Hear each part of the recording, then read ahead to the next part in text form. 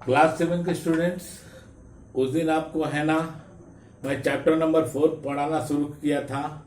वो चैप्टर का नाम था मुगल एम्पायर। उसमें आपको बाबर और हुमायूं के बारे में पढ़ा चुका हूँ। अब है ना, उसी पार्ट का है ना तीसरा पेज है अकबर। अकबर जब वो हुमायूं के डेथ होने के बाद जब अकबर राजा बने, अकबर कब बने? 1556 ईस्वी में, 1556 में वो क्या बने? सम्राट बने। और उनके शासन है ना, लगभग है ना, उनके शासन, हाँ समझिए कि 50 साल के शासन चला। और उनका शासन 1605 तक चला। और वो कैसे बने, उनके शासन काल कैसा था अकबर का, और वो कैसा देश को आगे बढ़ाया, क्या क्या हुआ, उसके बारे में सुनेंगे। Akbar was born in 1542। Class 7 के स्टूडेंट्स बहुत भली भांति सुनेंगे, बहुत अच्छी कहानी है। और आपका हिस्ट्री का है, चैप्टर नंबर 4 का है।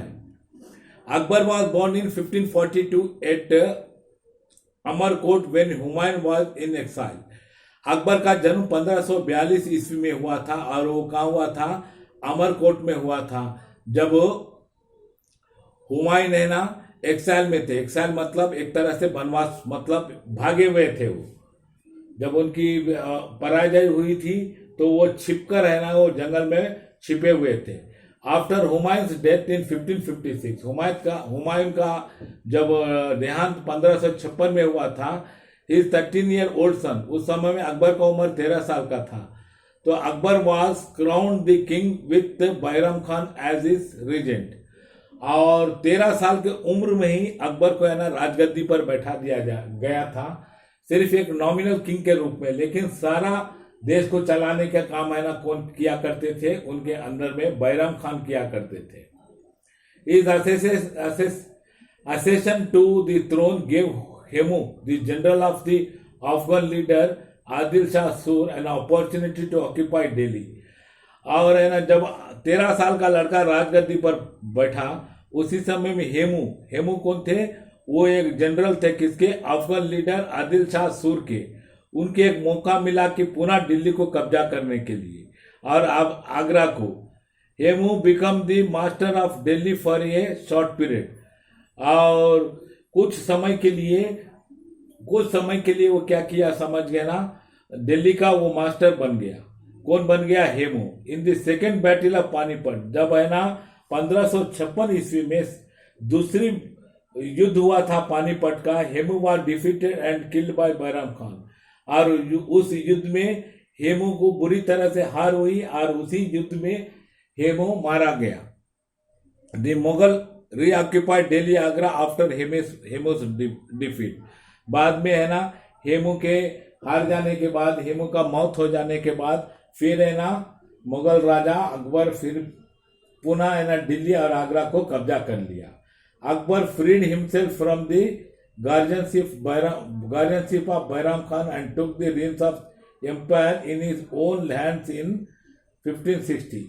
बाद में क्या हो गया, समझ गया ना, 1560 तक बैरम खान है ना देश के है ना प्रशासनिक कामकाज है ना बैरम खान किन के नाम पर करते थे? अकबर के नाम पर करते थे। लेकिन 1560 ईस्वी में बैरम खान का गार्जियनशिप से मुक्त होकर अकबर है ना पूरे शासन का बैकडोर है ना अपने हाथ में ले लिया।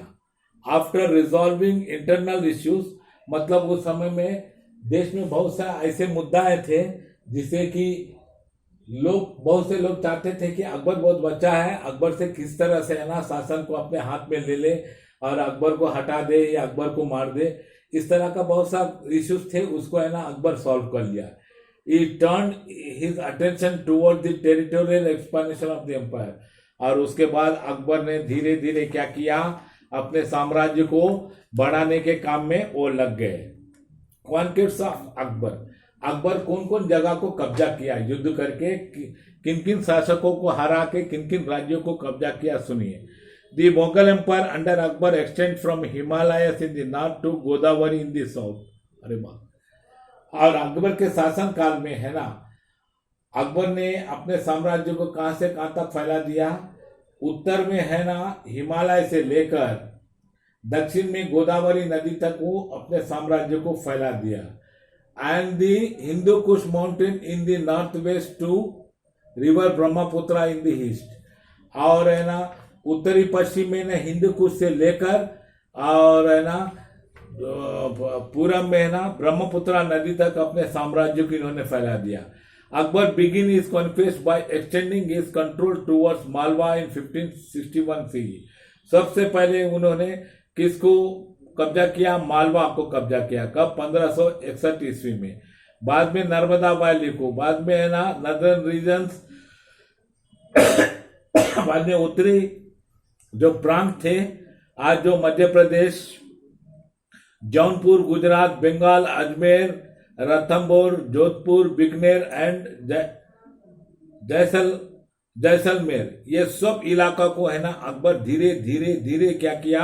नर्मदा वैली को कब्जा किया। बाद में उत्तरी प्रांत में है ना मध्य प्रदेश को, जौनपुर को, गुजरात को, बंगाल को, अजमेर को, रणथंभौर को, जोधपुर को, बीकानेर को और जैसलमेर को कब्जा किया। इन 1572 अकबर ऑक्युपाइड अहमदाबाद एंड सूरत इन गुजरात। 1572 ईस्वी में अकबर ने अहमदाबाद और सूरत जो गुजरात में है उसको भी अपने कब्जा कर लिया। कब्जा करके अपने राज्य में मिला लिया। The defeat of the Afghan ruler Daulat Khan in the battle of Rajmahal brought Bengal under the control of Mughal empire. बाद में क्या हुआ? अकबर किसके ऊपर चढ़ाई किया? अकबर ने दौलत खान के ऊपर चढ़ाई किया। तो ये युद्ध कहाँ हुआ? राजमहल में युद्ध हुआ। राजमहल जगह का नाम, इस युद्ध का नाम क्या है? बैटल ऑफ राजमहल। और यहाँ पर अकबर को है ना भारी विजय मिली। किसके ऊपर? दाऊद खान के ऊपर। किसके ऊपर? दाऊद खान। जो दाऊद खान कहाँ का था? अफगानिस्तान का था। उनके अंदर में बंगाल था। तो दाऊद खान के ऊपर भारी विजय से क्या हो गया? बंगाल भी है ना अकबर के कब्जा में आ गया। In the Deccan, Ahmednagar, Khandesh and Berar were occupied in 16,000 and 16,001। बाद में 1600 और 1601 ईस्वी में अकबर ने दक्कन को भी कब्जा किया, अहमदनगर को भी, खानदेश को भी और बेरर को भी कब्जा कर लिया। Relationship with Rajput. और उस समय में दूसरे हमारे भारत के दूसरे प्रांतों में राजपूतों का शासन था और राजपूतों से अकबर का किस प्रकार के संबंध थी उसके बारे में हम जानेंगे। Akbar was aware that the task of consolidating and strengthening his empire would never be complete without the support and loyalty of Rajput। Akbar जानते थे कि राजपूत जो शासक हैं वो बहुत मजबूत है। जब तक उनके साथ मिलजुल कर नहीं रहेंगे और जब तक उनका सपोर्ट नहीं लेंगे, जब तक उनका विश्वास नहीं जीतेंगे, तो वो एक तो है ना शासन सही ढंग से चला नहीं पाएंगे। और दूसरी बात है कि दूसरे इलाकों को कब्जा करना है तो राजपूतों से अच्छी संबंध बनाकर उनकी विश्वास जीत कर ही दूसरे प्रांतों को वो कब्जा कर सकते थे। इसी के वास्ते उन्होंने राजपूतों से क्या किया? अच्छा संबंध बना के रखा और उनका विश्वास को बनाए हुए रखा और उनसे एक अच्छा रिश्ता संबंध बना के और उनका सपोर्ट हमेशा है ना अकबर प्राप्त करते रहे। He also understood the importance of Hindu Muslim unity. और ये भी जानते थे कि भारत में है ना उस समय में ना हिंदू मुसलमान की एकता का क्या महत्व है। जब तक हिंदू मुसलमान अगर एक नहीं होंगे तो वो सुचारू ढंग से है ना अपने शासन को नहीं चला पाएंगे और दूसरी बात है दूसरे प्रांत को भी है ना वो कब्जा नहीं कर पाएंगे। और उनका हिंदू मुस्लिम का क्या होनी चाहिए? Cooperation in order to build an all India empire. सारे भारत को कब्जा करने के लिए हिंदू मुसलमान का क्या होना चाहिए था? सहयोग चाहिए था। इसी के वास्ते उन्होंने ये दोनों मजहब का है ना इक्वल इंपॉर्टेंस दिया। उन्होंने कौन इक्वल इंपॉर्टेंस दिया? Akbar. He followed a policy of matrimonial alliance with the Rajput. इन्होंने क्या किया? Matrimonial alliance. मैट्रिमोनियल मतलब अकबर है ना राजपूतों के लड़की से शादी करके क्या किया? समझ गया ना? मैट्रिमोनियल अलायंस मतलब शादीशुदा संबंध है ना राजपूतों से अपना कायम किया। His marriage to Harka Bai, popularly called Jodha Bai, daughter of Raja Barmal of Amber Jaipur, secured for him the crucial support of powerful Amber Rajas. इन्होंने देखा कि अंबर में है ना बहुत शक्तिशाली राजपूत राजासो है और उनका ये सपोर्ट चाहते थे। वो सपोर्ट पाने के लिए उन्होंने क्या किया? हरका भाई, जिसको है ना जोधाबाई कहा गया, वो किनकी बेटी थी? राजा बरमल। वो कहाँ के थे शासक? जयपुर के शासक थे। उनकी लड़की से इन्होंने शादी किया। इससे क्या मिला इनको? समझ गया ना?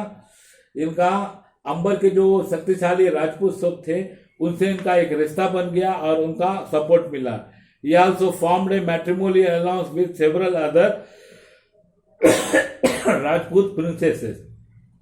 और बाद में ना बहुत से दूसरे राजपूत प्रिंसेस से इन्होंने मैट्रिमोनियल संबंध को कायम किया। मैट्रिमोनियल मतलब शादीशुदा, शादी करना, उसके घर में शादी करना, अपना घर में जैसे कि अपना उनके बेटी से हम शादी किए, जैसे कि शादी क्या, शादी वैवाहिक संबंध को, जैसे क्या बोलते हैं, वैवाहिक संबंध को इन्होंने कायम किया।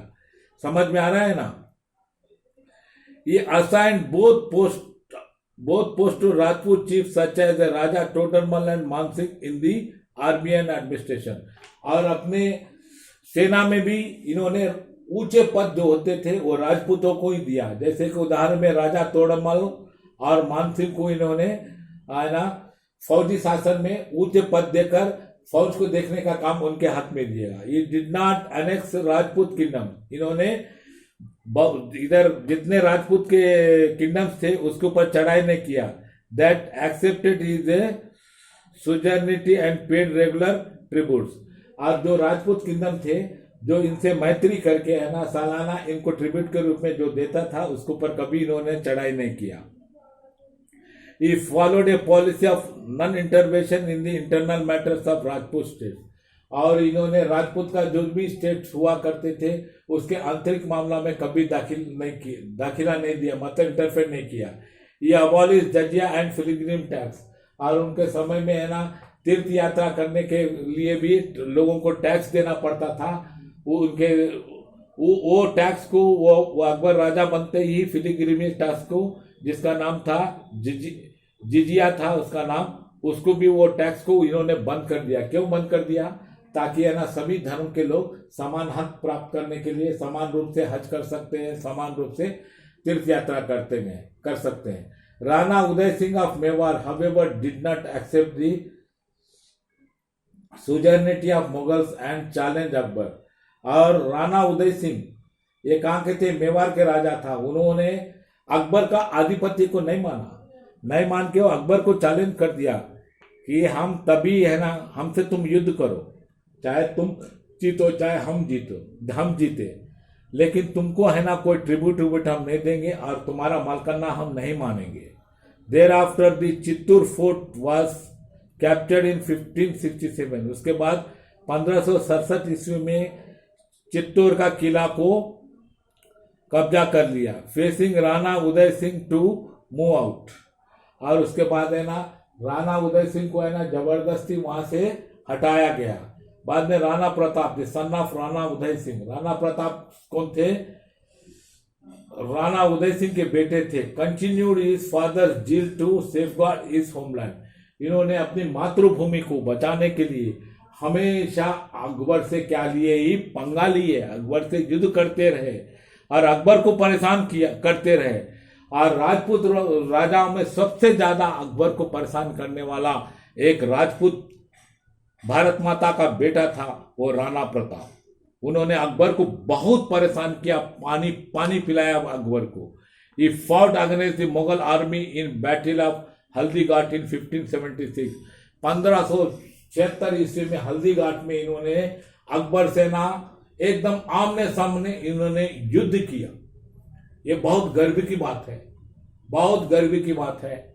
उतना बड़ा बादशाह को, उतना बड़ा राजा को है ना एक राणा प्रताप ने उनको चैलेंज किया और चैलेंज करके उनको युद्ध किया। अकबर से रिलीजियस पॉलिसी, अकबर का रिलीजियस पॉलिसीज क्या थे उसके बारे में सुनेंगे।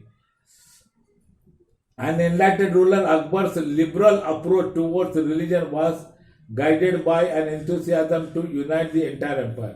अकबर है ना सभी धर्म को है ना समान रूप से मानते थे, सभी धर्म को है ना एक पथ पर एक सूत्र में बांधे हुए थे। किसी के साथ कोई अन्याय, किसी के साथ कोई शोषण या किसी को कोई किसी प्रकार का विशेष रूप से फेवर नहीं करते थे। जिसके कारण क्या हुआ समझ गए ना सारा इनके साम्राज्य में एक उत्साह, एक उमंग जगा हुआ था और किसी के साथ कोई मतभेद या किसी के साथ कोई भेदभाव नहीं अकबर करते थे।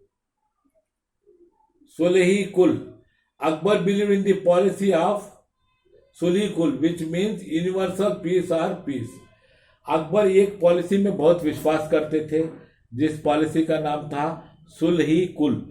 मतलब क्या होता है? यूनिवर्सल पीस, मतलब ये पूरे ब्रह्मांड पर क्या होनी चाहिए? शांति होना चाहिए। इसके मतलब ये चाहते थे कि पूरे हमारे साम्राज्य में लोग शांतिपूर्वक खुशहाल एक दूसरे से मिलजुल कर रहे हैं। ये establish a system of governance around his idea of सुलही कुल।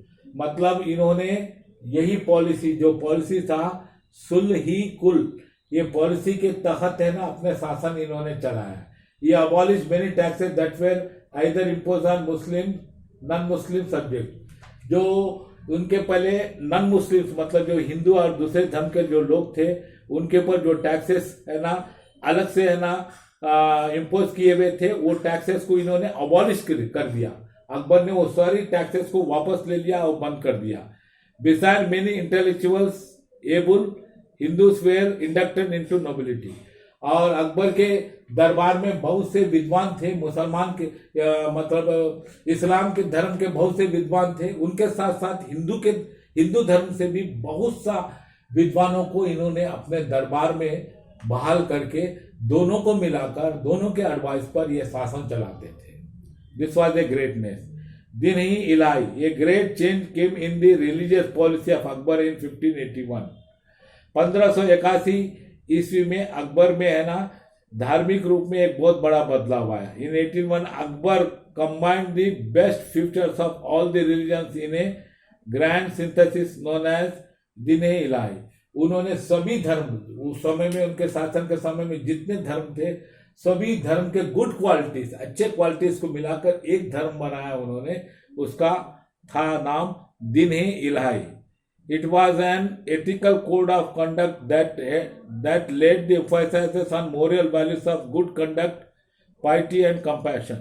और सभी धर्म के अच्छे क्वालिटीज को मिलाकर इन्होंने क्या किया समझ गया ना, एक एथिकल कोड बनाकर इसी कोड को है ना अपना है ना मोरल वैल्यूज को ऊंचा करने के लिए, अपने प्रजा के मोरल कॉन्फिडेंस को, मोरल वैल्यूज को, कंडक्ट को, कंपैशन को बनाए रखने के लिए इस चीज को है ना ये कोड को इन्होंने इम्प्लीमेंट किया। It was viewed that religious cum ideological path based on the reason rather than tradition and the certain commonalities found in all religion.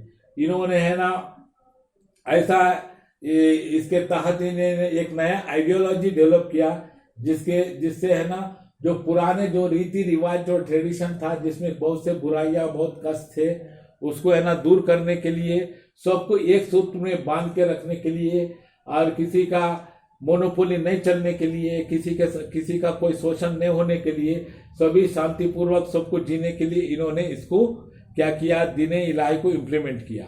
इबादत Khana, in his eagerness to learn about different religions, Akbar बहुत इच्छुक व्यक्ति थे। उन्होंने बहुत से धर्म के में क्या क्या धर्म में गुण बातें हैं, सभी धर्म के गुण बात को सीखने के लिए, समझने के लिए अकबर ने एक इबादत खाना बनाया। Akbar built A hall of prayer, वहां पर प्रार्थना होता था। एट ए फतेहपुर सिकरी, ये काम बनाया फतेहपुर सिकरी 1575 ईस्वी में, known as the Ibadat Khana. At this place he invited selected mystics, intellectuals and theologians and the held discussion on religious and spiritual things. यहाँ पर है ना बहुत से धार्मिक गुरुओं का, बहुत से धार्मिक जानकारों का, बहुत से धार्मिक है ना विद्वानों को बुलाकर वहाँ से ये बहुत कुछ उन लोग से जानकारी लिया, बहुत कुछ इन्होंने समझने का कोशिश किया, बहुत कुछ जानने का कोशिश किया और उसी के तहत है ना इन्होंने शासन भी चलाने की कोशिश किया। ये invited scholars belonging to various religion such as Hinduism, Islam and Zoroastrianism, Christianity and even atheists. और इन्होंने बहुत सा ऐसे स्कॉलर्स थे बहुत से धर्म का, जैसे हिंदुइज्म का हुआ, जैसे इस्लाम का हुआ, जैसे जोरास्ट्रिज्म का हुआ, जैसे क्रिश्चियनिटी का हुआ, तो उनके बड़े बड़े स्कॉलर्स को बुलाकर उनके धर्म के जो अच्छाइयाँ, जो जो चीजें थे, तो उनकी विश्वास, उनके अच्छाइयाँ, उनके भगवान के प्रति उनकी भावना, उनकी विश्वास, ये सब भली भांति जानने का कोशिश किए और उसी के तहत है ना अपने साम्राज्य में सब चीज को अमल किया। दे इन्वाइटेड दी इबादत खाना and discuss the they religious belief with Akbar. ये सब इबादत खाना में आते थे, अपने अपने रिलीजियस बिलीफ को क्या करते थे, अकबर के साथ डिस्कस करते थे। The result of this discussion at hall of prayer led him to the conclusion that all religions led to the same goal। और इससे अकबर को एक समझदारी मिली, जितने धर्म हैं इस धरती पर सबका गोल क्या है, एक ही गोल है। तो अकबर है ना सभी धर्म का सार समझ गए। समझने के बाद उनके दिमाग में ये विश्वास हो गया कि सबका मकसद, सबका गोल क्या है, एक ही है।